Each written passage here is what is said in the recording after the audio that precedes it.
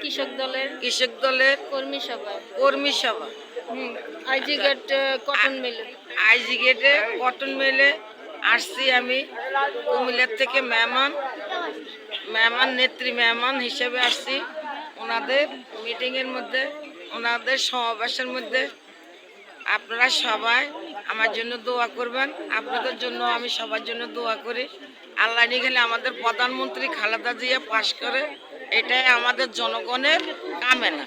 আর প্রতিবাদী সরকার প্রধানমন্ত্রী শেখ হাসিনা ভারতের থেকে বাংলাদেশের জনগণ তুই পলাই গেছে ভারতে, এখন আবার বাংলাদেশের জনগণের চায় না, তারপরও সে বাংলাদেশে আসতে কেন তার লোক লালসী লাগলো।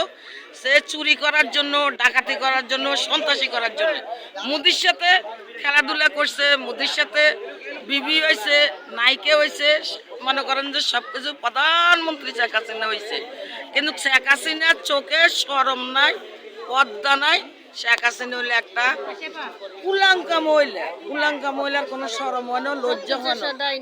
আমাদের প্রধানমন্ত্রী শেখ হাসিনা হইল দায়নি মহিলা। এই দায়নি মহিলা গেছে ভারতের নরেন্দ্র মোদীর কাছে, গেছে মনে করেন যে বিদেশে, তাকে কেউ রিসিভ করে নাই। সে আবার বাংলাদেশে আসতে তার কি শরম আছে? তার কি লজ্জা আছে?